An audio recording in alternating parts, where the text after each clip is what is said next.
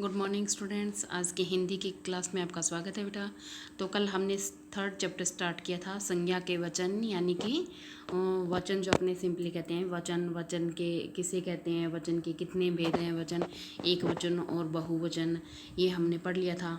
यहाँ पे वचन शब्द के जिस रूप से संख्या के एक या अनेक होने का बोध होता है उसे वचन कहते हैं। वचन के दो प्रकार हैं, एक वचन, बहुवचन। एक वचन एक ही वस्तु पदार्थ व्यक्ति का बोध होता है उसे एक वचन, और शब्द के जिस रूप से अधिक वस्तु पदार्थ व्यक्तियों का बोध होता है उसे बहुवचन कहते हैं। फिर वचन की पहचान कैसे किस किस प्रकार से होती है, दो प्रकार से बताइए, संज्ञा या सर्वनाम के रूप से या क्रियापदों के रूप से। फिर आता है वचन संबंधी कुछ नियम। एक वचन के स्थान पर बहुवचन का प्रयोग कैसे करते हैं, जैसे आदर सूचक जो शब्द के स्थान पर एक वचन के स्थान पर हम बहुवचन का प्रयोग करते हैं। बड़प्पन दिखाने के लिए बहुवचन का प्रयोग करते हैं। आंसू, दर्शन, हस्ताक्षर, होश, प्राण, बाल, लोग आदि शब्द के हमेशा बहुवचन में प्रयुक्त होते हैं। और ये वाक्य बनाते समय कई एक वचन शब्दों के साथ वर्ग, दल या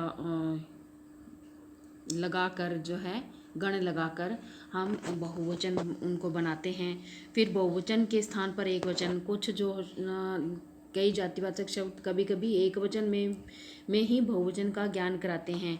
तो होते तो एक वचन लेकिन वो बहुवचन का ज्ञान करवाते हैं। यहाँ तक कल हमने पढ़ा। आज हम आगे नेक्स्ट पढ़ते हैं आगे का। तो चलिए पढ़ते हैं। स्वाभिमान अथवा अधिकार को प्रकट करने के लिए संज्ञा, सर्वनाम आदि का बहुवचन में प्रयोग किया जाता है। स्वाभिमान है या अधिकार को प्रकट करने के लिए क्या किया जाता है, संज्ञा, सर्वनाम आदि का बहुवचन में प्रयोग किया जाता है। जैसे हम कहते हैं कि यह बात सत्य है, यानी कि मैं की जगह हम क्या करते हैं, बहुवचन का हम का प्रयोग करते हैं। और फिर यहाँ पे सर्वनाम है मैं, तो मैं की जगह हम का प्रयोग हुआ। हम तुम्हारे पिताजी होने के नाते तुम्हें सीख दे रहे हैं। फिर है धातुओं का बोध कराने वाली जातिवाचक संज्ञाएं एक वचन में ही प्रयुक्त होती हैं। जैसे लोहा मजबूत होता है, सोना बहुमूल्य होता है। मतलब ये क्या है, जो धातुएं हैं, धातुओं का यानी कि बोध का बोध करवाने वाली जातिवाचक संज्ञाएं भी क्या है, एक वचन में ही प्रयुक्त होती हैं। फिर वचन बनाने के नियम, वचन कैसे बनाते हैं तो वो हम अब पढ़ते हैं। अकारांत स्त्रीलिंग शब्दों के अंत में ए को ए कर देने से बहुवचन बनते हैं। जैसे भात, बातें, पुस्तक, पुस्तकें, रात, रातें, आँख, आँखें, द्वात, द्वातें, गाय, गायें। तो इसी तरह है, ये है आकारांत शब्द पुल्लिंग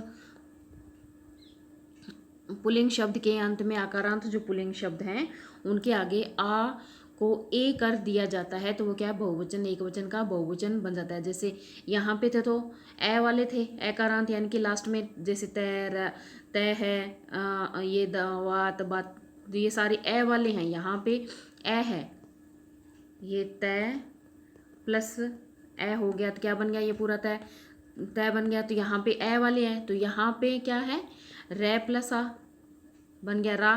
तो यहाँ पर आ वाले हैं तो यहाँ पे आकारांत है, आकारांत ए की मात्रा वाले और आकारांत आ की मात्रा वाले।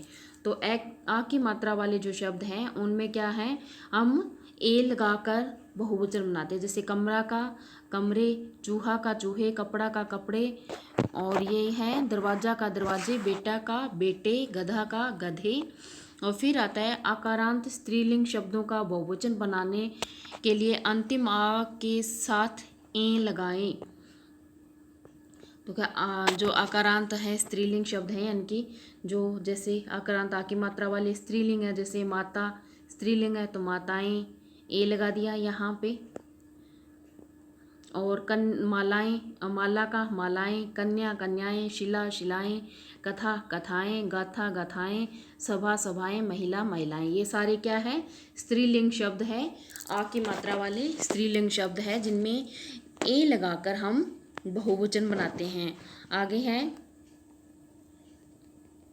ये अंत में या आने वाले स्त्रीलिंग शब्दों के अंत में अनुनासिक लगाते हैं, यानी कि चंद्र बिंदु लगाकर हम क्या है, बहुवचन बनाते हैं। जैसे बिटिया, या वाले हैं, या वाले स्त्रीलिंग शब्द है तो बिटियाँ, डिबिया डिबियाँ, चूहा चूहियाँ, ये चूहियाँ चूहियाँ, डालियाँ डालिया डालियाँ, यानी कि उनके आगे हम चंद्र बिंदु लगाकर उनका बहुवचन रूप बनाते हैं। जैसे गुड़िया का गुड़ियाँ, एक गुड़िया, और गुड़ियाँ यानी कि बहुत सी गुड़ियाँ। चिड़िया चिड़ियाँ, खटिया खटियाँ, लुटिया लुटियाँ।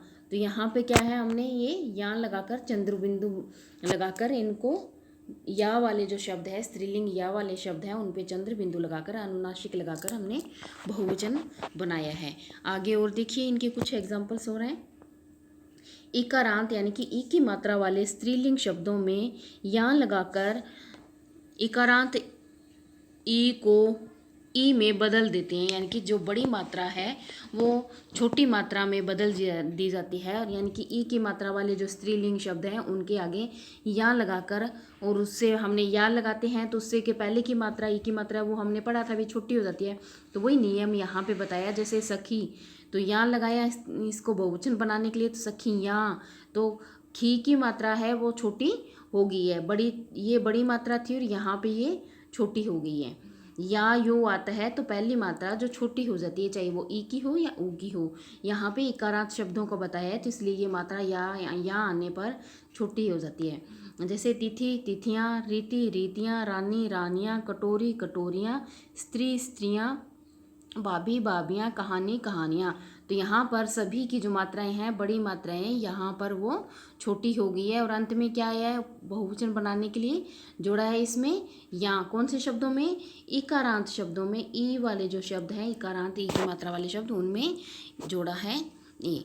तो आगे देखिए, आगे 6 नंबर जिसका नियम बताया गया है, कुछ शब्दों में वृंद दल गण जन लगाकर, जैसे हमने पीछे भी पढ़ा था, शब्द जोड़कर बहुवचन बनाए जाते हैं। जैसे विद्यार्थी विद्यार्थीगण, गुरु गुरुजन, मित्र मित्र वर्ग, अमीर अमीर लोग, गरीब गरीब लोग, शिक्षक शिक्षक वर्ग, अध्यापक अध्यापक वृंद, आप लोग, हम लोग, सब, सेना सेना दल, टिड्डी टिड्डी दल, दुश्मन दुश्मन लोग। तो यहाँ पे क्या हो गया, ये दल गण वृंद जन लोग ये लगाकर हमने इनका बहुवचन रूप बनाया है। फिर कारक संबंधी जो नियम है, ये सॉरी ज़्यादा ऊपर चला गया, हाँ ये रहा। कारक संबंधी नियम, जैसे ने को से में, ने को से में का के की, जो ये है आदि कारक चिन्हों से पूर्व प्राय सब शब्दों के बहुवचनों में ओ का प्रयोग किया जाता है। आकारांत पुल्लिंग हो तो आ हट जाता है, यदि दीर्घ स्वर हो तो उसके स्थान पर ह्रस्व स्वर यानी कि बड़ा मात्रा हो तो वहाँ पर छोटी मात्रा का प्रयोग किया जाता है। जैसे शब्दों के अंत में ओ लगा देते हैं, जो यानी कि कारक हैं, जैसे तो उनके जो लास्ट में आता है ये कारक शब्द हैं। जैसे ये इसमें बताया है, ने को से में का के, ये सॉरी का के की आदि कारक चिन्हों से पूर्व, इनके पूर्व क्या है, प्राय सब शब्दों के बहुवचन में क्या है, ओ का प्रयोग किया जाता है।